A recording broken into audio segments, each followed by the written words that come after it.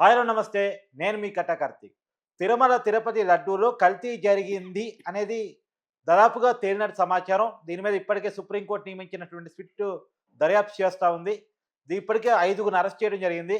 ఏ5గా ఉన్నటువంటి అపూర్వ చావడ నేనే రసాయనాలు కలిపాను తిరుపతి లడ్డూలో అని చెప్పేసి అంగీకరించినట్టు ఇప్పుడు వస్తున్నటువంటి సమాచారం. దీని మీద మరింత విశ్లేషణ తీసుకునే ప్రయత్నం చేద్దాం. మనతో ఉన్నారు ప్రముఖ journalist and senior journalist Lalit Kumar గారు. సార్ నమస్కారం. నమస్తే కార్తీక్. సార్ అపూర్వ చావ్డా ఏ5గా ఉన్నటువంటి వ్యక్తి దాదాపుగా అంగీకరించినట్టు మనకు వస్తున్నటువంటి సమాచారం. ఏం జరిగింది అసలు మొత్తం? అంటే కార్తీక్ ఇక్కడ మామూలుగా ప్రతి వస్తువులో మన దేశంలో ఒరిజినల్ ఒకటి ఉంటే ఎక్కువ భాగం ఒక 90% కల్తీలే ఉంటాయి. హ్మ్.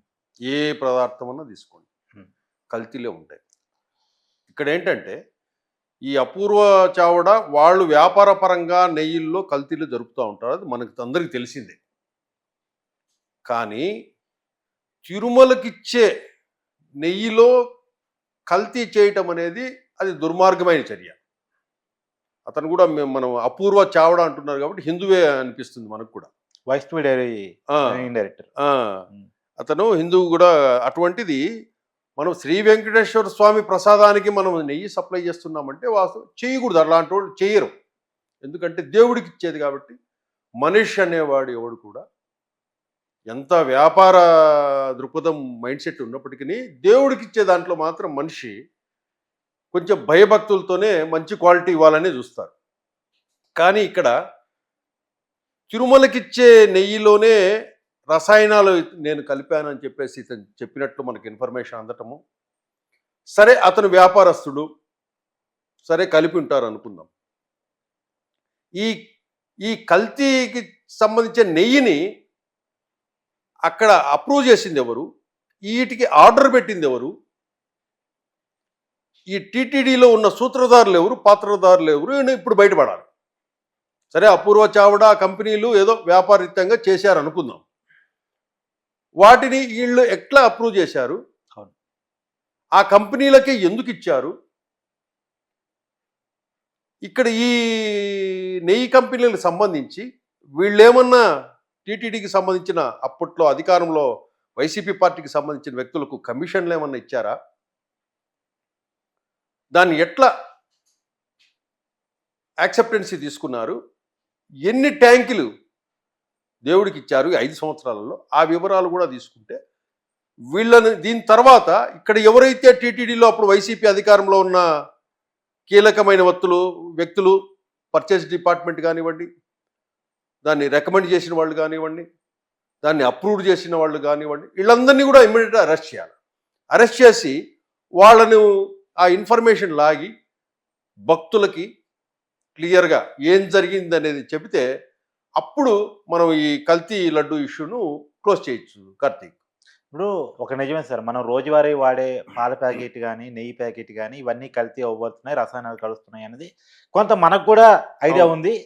వాడే వాళ్ళందరికీ కూడా ఇదేమి ఒరిజినల్ కాదు, కొంత కల్తీ జరుగుంటుంది అనేది తెలిసే తప్పనిసరి పరిస్థితుల్లో వాడుతున్నారు. అంతవరకు ఓకే.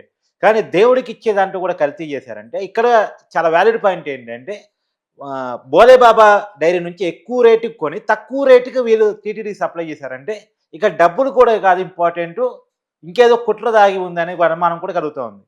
అంటే కుట్ర అంటే దీంట్లో ఈ లడ్డూ తిని ఎవరన్నా కొన్ని వందల మంది భక్తులు మరణించి ఉంటే దాన్ని కుట్రగా అనుకో. అట్లా కాదు నేను అనేది. హిందూ ధర్మం మీద కుట్ర, హిందూ సాంప్రదాయాల మీద కుట్ర, హిందూ కల్చర్ మీద కుట్ర, ఆ రకమైనటువంటి కల్చర్ జరిగిందా, కుట్ర జరిగిందా అనేది కాదు. ఇక్కడ ఏంటంటే హిందూ కల్చర్ అని మనం చెప్పుకోని అవసరం లేదు. ఎందుకంటే గత ప్రభుత్వంలో ఈ కల్చర్స్ను ఏదో దెబ్బ కొట్టాలని ఆలోచన కాదు. గత ప్రభుత్వంలో అంతా డబ్బే అంటే ఇది కాదు సార్. తిరుపతి విషయంలో బ్రహ్మోత్సవాలకి సతీ సమేతంగా వచ్చేవాళ్ళు కాదు, తిరుపతి లడ్డూని సేవించేవాళ్ళు కాదు. అవును. రెండోది మొన్న రీసెంట్గా అక్కడ సంతకం పెట్టడానికి ఏముండదు. అక్కడ ఏంది హిందూ ధర్మాన్ని నేను పాటిస్తాను, గౌరవిస్తాను, అవును, దేవుడి మీద భక్తితోనే పోతున్నానని 2 పదాలు డిక్లరేషన్ ఉంటుంది. అది సంతకం పెట్టడానికి ఇష్టం లేక తిరుపతి వాడు మానేసుకున్నారు జగన్మోహన్ రెడ్డి. దీనివల్ల వస్తున్న అనుమానం అంటే కాదు. ఇక్కడ ఏది కూడా గత ప్రభుత్వంలో ఈ వ్యవస్థల మీద మీరు అన్నట్లు హిందూ మతం మీద దాని మీద కుట్ర కంటే డబ్బుకే ప్రాధాన్యత ఎక్కువ ఉంది. మనం ఏదో ఒక రకంగా కమిషన్ల రూపంలోనూ ఏదో ఒక రకంగా మనకు డబ్బు చెందాలి. ఇదే పందాతో గత 5 ఏళ్ల పాలన జరిగింది. ఇప్పుడు సపోజ్ లిక్కర్ తీసుకోండి. లిక్కర్‌లో కొన్ని వందల కోట్ల రూపాయలు ఎక్కడికి పోయాయో అందరికీ తెలిసింది. మైన్స్ తీసుకొనివ్వండి, అలాగే ఇసుక తీసుకొనివ్వండి. ఇట్లా ఏ అంశం తీసుకున్నా కూడా డబ్బు కోసమే జరిగిందక్కడ. కాబట్టి ఈ లడ్డూ విషయంలో కూడా ఏదో హిందుత్వం మీద కుట్రనో అని చెప్పేసి మనం అనుకోనవసరం లేదు. ఇదంతా కూడా కేవలం డబ్బు కోసమే. అంటే ఇక్కడ ఆర్డర్ ఎవరిచ్చారు, వాళ్లకు ఎంత ముట్టింది అనేది ఇప్పుడు వీళ్ళు ఎంక్వైరీలో బయట పెడితే, తదుపరి గత ప్రభుత్వంలో ఎవరు టీటీడీలో ఉండి తప్పులు చేశారు, దేవునికి ఎవరు ద్రోహం చేశారు, ఆ లడ్డు భక్తులకు తినిపించి ఆ పాపం ఎవరు చేశారు అనే విషయము బయటపడుతుంది. ఓకే. అప్పుడు జగన్మోహన్ రెడ్డి పాలనలో ఏం జరిగింది లడ్డు మీద అనేది చంద్రబాబు నాయుడు గారు చెప్పిన ఏదైతే మాటలు ఉన్నాయో అవి నిజమవుతాయి. ఎందుకంటే చంద్రబాబు నాయుడు అదేదో తమాషగానో ఇంకో రకంగా చెప్పే విషయం కాదు. ఆయన సీఎంగా, అవును, ఒక సీఎంగా వాళ్ళ ఎమ్మెల్యేలకు సంబంధించిన కూటమికి సంబంధించిన ఎమ్మెల్యేలు మిగతా పెద్దల సమక్షంలోనే ఆయన ప్రకటించాడంటే ఈ ఇన్ఫర్మేషన్ కంప్లీట్ ఉంది కాబట్టి ఆయన ఆ మాట చెప్పాడు. ఎన్డీఏ ల్యాబ్ రిపోర్ట్స్ ఉన్నాయి కదా సార్, కాబట్టి ఆయన దగ్గర సమాచారం అంతా ఉంది కాబట్టి ఆయన ఆ మాట చెప్పాడు. ఇక్కడంతా జరిగింది హిందూ మతం మీద కుట్రగా మనం భావించడం. డబ్బు కోసమే ఈ పని చేశారని మనం క్లియర్గా చెప్పుకోవచ్చు. ఎంత డబ్బు కోసమైనా సార్ దేవుడి ప్రసాదంలో కలపటం అంటే చాలా మంది మనోభావాలకు సంబంధించిన విషయం కదా. మనోభావాలనే కాదు, మనోభావాలు పక్కన పెడితే అతి పవిత్రంగా కొన్ని వందల వేల కిలోమీటర్ల నుంచి దేవుని దర్శనం కోసం పరిగెత్తుకుంటూ వస్తారు. అవును. ఆ ప్రసాదము ఆడ మన వెంకటేశ్వర స్వామి దగ్గర భోజనం పెడతారు, మధ్యాహ్నం భోజనం పెడుతుంటారు, నిత్యాన్నదానం. ఆ నిత్యాన్నదానంలో వేసే అంత రైసు 4-5 కూరల కోసం పడిగాపులు కాసుకొని ఆ దేవుని ప్రసాదం తినాలని ఉంటారు. అవును, స్టార్ హోటల్స్ లో తినగలిగే కెపాసిటీ కూడా ఆ ప్రసాదం కోసుకొని క్యూ లైన్ లో తోసుకొని ఏమి తిని వెళ్తారు. అంటే అంత ప్రేమతో భక్తితో వస్తారు. అటువంటి భక్తులను అందరినీ కూడా,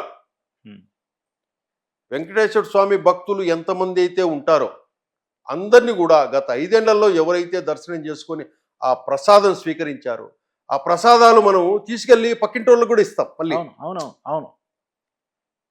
అంటే అది ఎంత దేశద్రోహం కంటే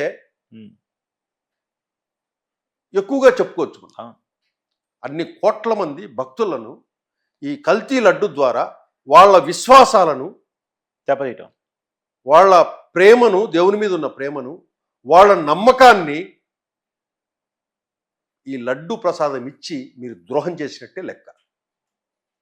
కాబట్టి దేవుడున్నాడు, వాళ్ళెవరో కుట్రదారులు సూత్రధారులు ఎవరైతే ఉన్నారో వాళ్ళందరూ కూడా ప్రజల ముందు రేపు రాబోతారు.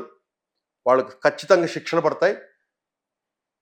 పోలీసులు వేసే శిక్షలు, మన వ్యవస్థలు వేసే శిక్షల కంటే శ్రీ వెంకటేశ్వర స్వామి భక్తులు ఎవరైతే ఉన్నారో వాళ్ళు వేసే శిక్షలతోనే వీళ్ళు భస్మమైపోతారు నాకు తెలిసి. అటువంటి ద్రోహం కార్తీక్. Thank you sir.